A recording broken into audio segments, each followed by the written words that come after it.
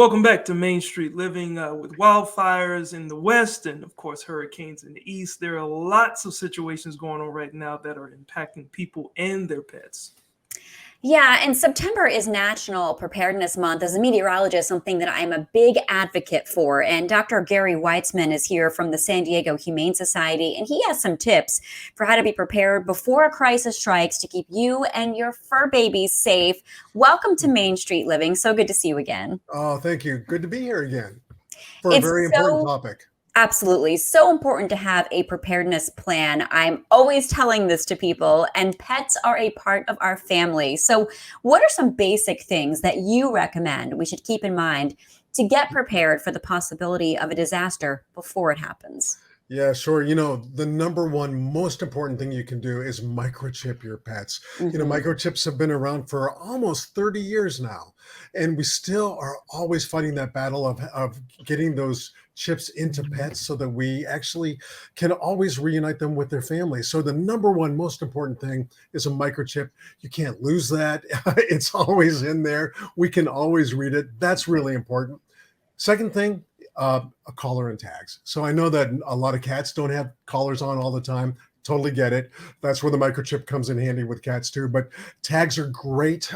Really, really important too, just in case you get separated. Listen, my biggest fear, the thing that keeps me awake most at night, is people being separated from their pets. Myself with my pets, other people with their pets. So just knowing that you can identify them and get them back is just the most critically important thing. So anywhere anyone is listening and watching this show, go to your local shelter, go get a microchip. Often they're free. They're usually very reduced prices. We want to get microchips into every single pet that belongs to a family. I'm glad that you said that. My 4 cats are all microchipped. And one thing people forget is when they move, they forget to update their microchip information. And that is so crucial because if you have a chip and it's not tied to you, how do you get in touch with you? Yeah, really good point. And we also have a lot of animals that are adopted that people don't remember to go and re-register them. But that's okay, because then it comes back to us. We can go and find those people and let them know that their dog has been found somewhere else. But you're absolutely right. Make sure you keep those details up to date. Really critically important.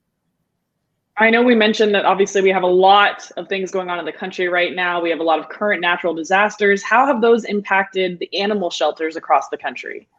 Yeah, it's been tough, you know, with Hurricane Ida last week, and then what happened in the Northeast that we kind of didn't even expect. No, the most important thing, you know, in something like that is to make sure that you have a plan for your pets as well as your family, of course. Number one, don't leave them. So that means you got to do some prep ahead of time. So make sure that you have a bag. Everybody should have a bag packed. Here in the West where I am, we want to be prepared for wildfires. In the East and the Southeast for hurricanes, could be snowstorms and nor'easters coming in very shortly. But have a bag packed so you have at least 1 or 2 days of food for your animals, that you have some treats to coax them in when you need them. Also for cats, really important, start now, get them used to going into their carriers. So that might mean put that carrier in your living room and then put treats in there so that you can actually get your cat to go in without panicking. Because the last thing you want to do when you got to leave fast is to start convincing your cat that she should go with you. Because we all know she's probably not going to agree. So that's really important. I'm glad you said that. And animals know too when there's a disaster. So it's like they're probably already going to be panicked. So we want to be prepared. It's true. I've had the cats spread their arms and legs out like this, like, no, I don't want to go in the carrier. So yeah, good point there. You want to get them comfortable with that. And I know the San Diego Humane Society is participating in the National Clear the Shelters Pet Adoption Drive. This is fantastic. Tell us more about that. Yeah, you know, we've been doing Clear the Shelters, 6 years now. I think it's been maybe 5 or 6 years. And in years prior to the pandemic, it was an amazing event where here in San Diego, we would probably get 2,000 animals into homes in just one day. So for my organization, we get about 500. We actually got the highest number of animals into homes from any shelter in the United States a few years ago. This year, a little different because of COVID. So we're not going to probably have the big crowds that would come in on one day. So instead, we're doing it for a whole month. And adoption fees are reduced or even waived. But really, the real point is, please come in. Now we need you. Those animals displaced from the hurricane, those animals displaced from wildfires, there's more animals in shelters, people going back to work. We really need you to come and adopt. And if you can't adopt, foster or donate to your local animal shelter, bring in towels and supplies. But really, if you're thinking about a pet, and everyone should have one, go to a shelter. Now's the time. Clear the shelters until the 18th or 19th, rather, of September. Let's get those animals out of the shelters where they're in such dire need of getting into homes.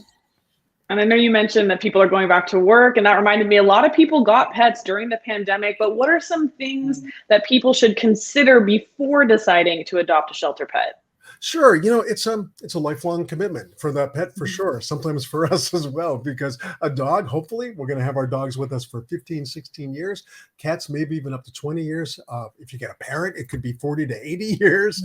So it's a commitment. You really have to think that through. But honestly, it is part of being alive. Having a pet by your side. I could not have gone through the pandemic without my pets. Certainly my family as well, my human family, but those pets got me through day to day. And I think it's the pets are a little less annoying, right, than the family? They can be, can't they? They don't talk back. They can be.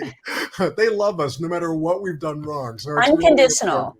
Really yes. Unconditional. And we can give unconditional love back because we generally don't judge them. But you're absolutely right to ask, because it is a big commitment to bring in animals into your house. So if you have questions, call your local Humane Society or your local municipal agency that takes care of homeless animals and wants to get them into your homes. We'll talk you through it. What you need to do to get ready for having a dog or to get a cat into your house or a rabbit or a chinchilla or any of the above. Or here at San Diego Humane, we've got livestock as well. We'd love to get our horses, our pigs, chickens into homes as well. So I think this makes us more human and it makes us have more enriched, more wonderful lives. But, we want to make sure you do it with some thought. Yeah, I know there's a lot that goes into it. I had a cat who lived to be 20, and you're right. It's a lifelong commitment, and you have to be prepared for that emotionally and also physically, financially as well. And if you're not in a state where you can adopt right now, there are other things you can do, like fostering, as you mentioned, and maybe even volunteering. Would you think that's a good idea? Yeah, absolutely.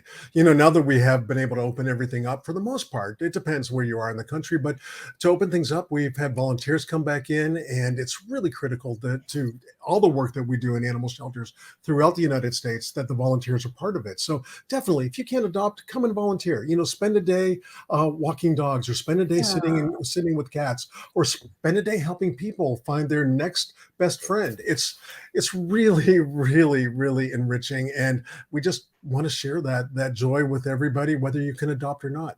And if you aren't ready to adopt, foster. Best way to adopt is to foster first. You get used to that animal, find out that it's really a perfect home.